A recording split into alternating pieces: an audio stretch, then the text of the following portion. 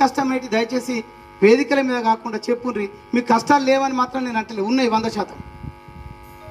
ఈ MRO MDO SI ముగ్గురు విషయం చెప్తున్నా. వినకపోతే చెప్పురి గ్రామాల్లో ఉన్న కాంగ్రెస్ కార్యకర్తలు ఖచ్చితంగా వాళ్ళ ఆఫీసులో కూర్చుని మాత్రం మాట్లాడతారు. వినకపోవడనే మాట లేదు, వినిపియాల్సిందే, అది మా బాధ్యత. వినకపోతే మేము చెక్కగల కిందికి సమానం. కాబట్టి దయచేసి ఇక బయట ఎప్పుడు కూడా మీటింగ్లలో మాట్లాడకూరు ఎవరు ఇంటలేరంటే. గౌరవ పెద్దలు రాహుల్ గాంధీ గారి సూచనల మేరకు, పిసిసి అధ్యక్షులు మహేష్ కుమార్ గౌడ్ గారి ఆదేశాల మేరకు ఏదైతే పార్టీని బలోపేతం చేయటానికి సంస్థాగత నిర్మాణానికే మనమందరం కట్టుబడి ఉండాలనే ఉద్దేశంగా ఈరోజు బూత్ స్థాయి నుంచి జిల్లా స్థాయి వరకు మనం వివిధ హోదాలలో గడిచిన 10 సంవత్సరాలు కూడా పనిచేసినాం.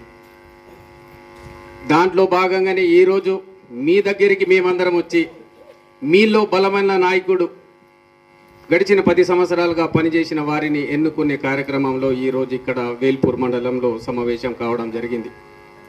మీరు అన్నట్టుగానే ఎవరైతే కొందరు పాత వాళ్ళకు కూడా కొత్త వాళ్ళు పాత వాళ్ళు అనేది కొన్ని రకాలుగా మాట్లాడడం జరుగుతుంది. కొత్త పాత అనేది ఏమీ లేదు, కేవలం ఏకైక పదము అంటే కాంగ్రెస్ పార్టీ కుటుంబ సభ్యులుగానే పరిగణించాలి. కానీ కొత్తోళ్ళు రావడం మనకు అవసరమే. పాతోళ్ళను కూడా ఏదైతే ఇప్పుడు కొన్ని సంవత్సరాలుగా కొనసాగించిన వారిని మేము ఇక్కడ నుంచి పంపించే కార్యక్రమం కాదు. వాళ్ళను కూడా ఇప్పుడు ఎవరైతే మండల అధ్యక్షులుగా గ్రామ శాఖ అధ్యక్షులుగా ఉన్నవారిని వాళ్ళను కూడా ప్రమోషన్ పద్ధతిలో వారి సేవలు మాకి. మరియు ఈ కార్యక్రమానికి పరిశుద్ధులుగా ఉన్న ఎమ్మెల్సీ బల్మూరు వెంకట్ గారికి, నిజామాబాద్ జిల్లా కాంగ్రెస్ పార్టీ రథసారథి మోహన్ రెడ్డి అన్న గారికి, మరియు వేదిక పైన ఉన్న ఏఎంసీ చైర్మన్లకు, మండల అధ్యక్షులకు, బ్లాక్ అధ్యక్షులకు. ఒక గ్రామంలో మనకి 20 మంది కార్యకర్తలు ఉంటారు. 20 మందికి ఒక్కొక్కళ్ళతోటి 10 మందితోటి పంచాయతీ ఉంటుంది. 20 మందికి 10 మందితోటి పంచాయతీ పెట్టుకుంటే దగ్గర 200 మంది తోటి పంచాయతీ ఉంటుంది. మీరు అనే లెక్కకి 200 మందికి ఏ ప్రభుత్వ స్కీమ్లు ఇవ్వకపోతే రేపు పొద్దున ఎన్నికల్లో 200 మంది ఓట్లు అడగకుంటే మనం గెలిచే పరిస్థితి ఉంటుందా? సాధ్యమవుతుందా? అది వ్యక్తిగతంగా అట్లా. ఉదాహరణకి రాజకీయాల్లో మనం ఉన్నప్పుడు, ఎన్నికల్లో మనం పోటీ చేసినప్పుడు మన బగ్గ శత్రువు కూడా మన ఇంటికి వచ్చిండనంటే, బగ్గ శత్రువు కూడా మన దగ్గరకు వచ్చి నాకు ఈ సమస్య ఉంది, సమస్య పరిష్కరించండి అని మన దగ్గరకు వస్తే సమస్య పరిష్కరిస్తేనే మనం నాయకులం అవుతాం. మనోడు మన గురించి ఎట్లా మంచి చెప్తూనే ఉంటాడు. శత్రువు కూడా మన గురించి మనం పనిచేస్తామని చెప్పిన రోజే ప్రజలు మన నాయకుని లెక్క భావిస్తారు. మనం అవన్నీ పరిగణలోకి తీసుకోకుండా బీజేపీ వాడు వచ్చిండు, బీఆర్ఎస్ వాడు వచ్చిండంటే ఇవి ఇచ్చేది మన జేబులోకి వెళ్ళి ఇచ్చే పైసలు కాదు, ఇది ప్రజల సొమ్ము. ప్రజల సొమ్ము మనం ఇచ్చినప్పుడు అర్హులైన పేదవారికి, వారికి సంబంధించి వారికి ఏమి ఇబ్బందులు ఉన్నాయో వాళ్ళు మన దగ్గరకు వచ్చినప్పుడు 100% వాటిని పరిగణలోకి తీసుకోవడం జరుగుతుంది.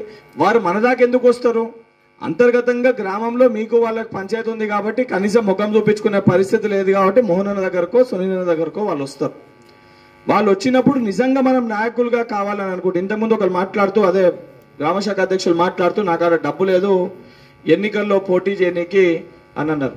మరి డబ్బు లేని చోట నాకు కూడా డబ్బు లేదు. నేను కూడా ఒక విద్యార్థి నాయకునిగానే రాజకీయాల్లోకి వచ్చిన. నేను కూడా ఊహించలే. నేను కూడా ఒక ఎన్నికల్లో పోటీ చేస్తే ఓటుకి భారతదేశంలోనే అత్యధిక ఓట్లకి డబ్బు ఖర్చు పెట్టి ఎన్నికల్లో నేను అభ్యర్థిగా పోటీ చేసిన కాంగ్రెస్ పార్టీ పక్షాన. ఒక లోటుకి 6,000 వంచారు, ఒక లోటుకి 3,000 వంచారు. నా కనీసం షాయిదా పని కూడా పైసలు లేకుండా కానీ నిలబడి కొట్లాడినా. ఆ రోజు ఓట్లు తక్కువ వచ్చినాయి, అయినా కూడా ఏ రోజు పార్టీకి వ్యతిరేకంగా మాట్లాడలే. ఎక్కడ కూడా పార్టీకి ఒక్క మాట కూడా పార్టీ పైన మాట్లాడలే. పార్టీలు ఉన్నోళ్ళు అన్నారు, బయట ఉన్నోళ్ళు ఎగతాళి చేసి మాట్లాడారు. కానీ నా పార్టీకి తెలుసు, పార్టీ నిర్ణయం తీసుకుంటుంది, పార్టీ తల్లి లాంటిది, నా కష్టాన్ని గుర్తిస్తుంది, తప్పనిసరిగా అందరికీ చెంపదెబ్బ కొట్టే విధంగా పార్టీ నిర్ణయం తీసుకుంటుంది అనుకున్నా. ప్రభుత్వం ఏర్పడ్డది.